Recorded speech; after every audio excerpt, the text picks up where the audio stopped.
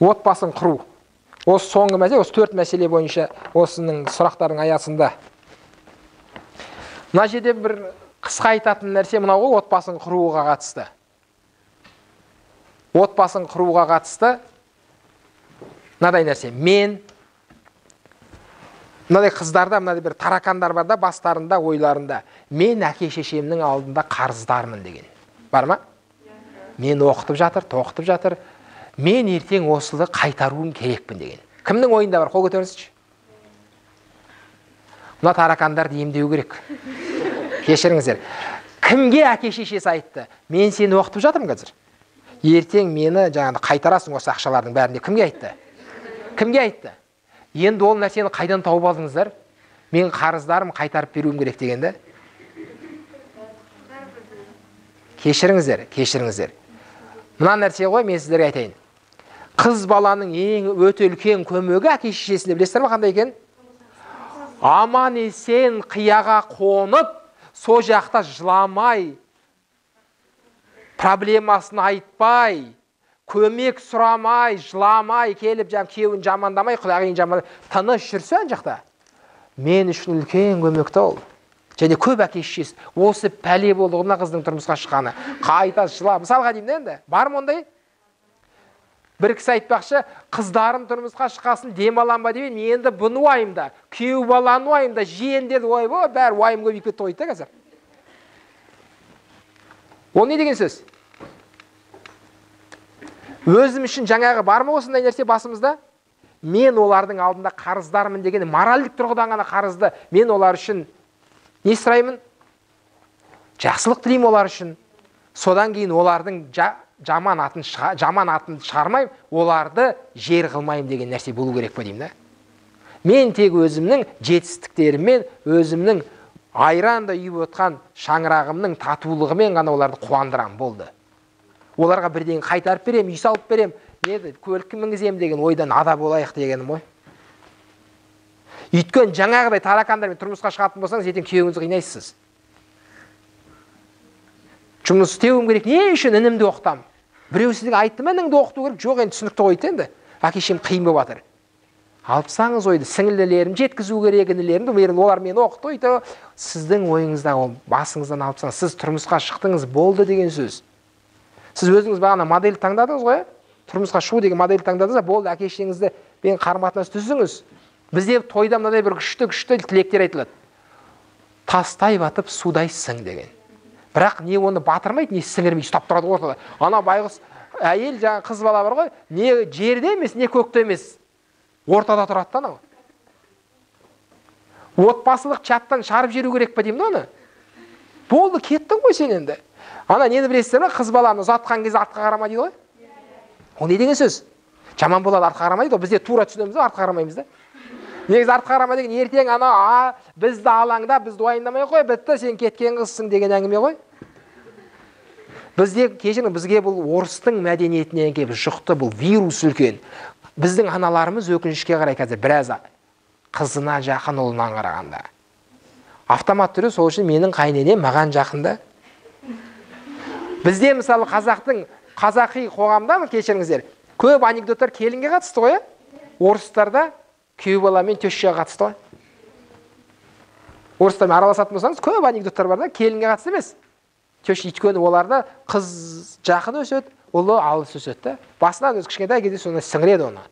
Қыз қамқоршы, қыз бауырмал, қыз андай, сосын қыз балаларға сіңіріп жатқандар, ертең сен медицина оқы, сен дәрігер бол, ертең мені емдейсің деген сияқты. Енеңді емдейсің, атаңды емдейсің деп ауырту керек па деймін, қыз баланы. Мен емдейсің емес. Аман есен кетіп, тыныш жүрсең, мен үшін үлкен көмек сол. Сондан қызды қияға қондыру деген үлкен нәрсе. Мына оңтүстік өңірлерде мынадай бір салт бар. Өлі тірі деген, білесіздер ме? Не істейді сол кезде өлі тірі дегенге? Қалай? Қой сойдырады. Немесе қазіргі уақытта қой әкелмейді, ақшалай береді, қойдың ақшасын. 40 мың болса 40 мың. Не үшін? Сосын қой алып сояды ғой. Оның мәні не? Бұл шаңырақтан кетті, басқа шаңыраққа қойды. Нақтырақ айтқан кезде? Өлең сол жақта. Тағы да қандай варианттар бар? Аха. Өлі тірі деген не салты ол өзі? Ох, тамаша, тағы да. Иә, сол не мағына ол өлі тірі деген? Не мағына? Не үшін жасалады ол? Мәні не? Кешіріңіздер. Қалай? Иә, еті сен дедік, сүйегі сен дедік. Не үшін біз сүйегі? Жақсы, тағы да? Біздің үйде өлді, сіздердің үйде тірі. Бәрекелді, қараңыздар. Мына қыз біз үшін өлі, сендер үшін тірі деген сөз ғой. Өлді ол қыз біз үшін болды деген сөз ғой. Кешіңіз ауыр тиеді ол сіздерге. Ол қыз бізде списікте жоқ, болды. Жоқ, мен тапқан салт емес ол. Мен өмірге келмей тұрғанда бар салт та ол, кешіріңіздер. Мен шығарған жоқ бұл оны. Қараңыздар, бағана басында айтқан нәрсеге қайтып келгім деп тұр да. Мен мына нәрсені айтқам. Біздегі қазақ отбасыларында негізгі проблемалардың 3 себебі бар, негізгі себептер. Олар не деп еді біріншісі? Екінші? Келіндік қырына қатысты. Үшінші білесіздер ме екен? Ата-аналардың араласуы. Тойдан кейін. Осы мен көріп жүрген, менің тәжірибемдегі, практикамдағы нәрселер, осы 3 негізгі себеп көп отбасының шайқалуына, сол үйдегі ұрыс керістің, кикілжіңнің шығуына себеп болады. Өкінішке қарай, осы 3 негізгі себеп. Негізі бірінші кезекте қыздың ата-анасы, және жігіттің ата-анасы да, бірақ қыздың ата-анасы өте жаңағы кіріс. Бір кісілер бар, мен кіріспеймін деген, бірақ көріп жүрміз кіріспейтін. Айтып айтты, білмеймін, өзің шешесің ғой одан кейін. Қыз ба ұшып алып алады да нәрселерді. Сонымен өмір сүреді. Мен білмеймін, араласқан жоқ, өзі шешеді қызым дейді ғой. Мен мысалы кейде менің алдыма келгенде мен айтамын ғой, енеде проблема андай деп айтады ғой. Енесінің өмірін алып звондаймын да мысалы. Мен ешнәрсе айтқан жоқпын. Бір кісі айтады ғой, барсам келіні кетіп қапты да бір кісінің. Бір кісінің апаның келіні кетіп қапты. Сосын мен араластырды өздері. Мен енді араластырсам, мен ешкімге есігіңе аралассыз деген үйде проблема тұр, мен шешейін деген сияқты. Біз араласпаймыз ешкімнің отбасына. Өздері айтпаса. Сөйтіп мен араластырды. Ана жерде енді айтып жатыр, апа айтып жатыр, менің қатысым жоқ дейді ғой ана апа. Қалай қатысыңыз жоқ? Не істеді? Бәрі айтып беріңізші маған екен. Айтып айтқан кезде былай деп айтты дейді. Кетем деп айтты дейді, не келін. Сосын айтты, үйтіп айтпа келін деген.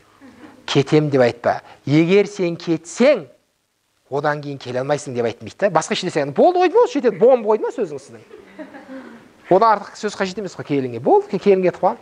Ал келін мамасына айтқан кезде бір поддержка, қолдау іздеп айтты ғой деймін да.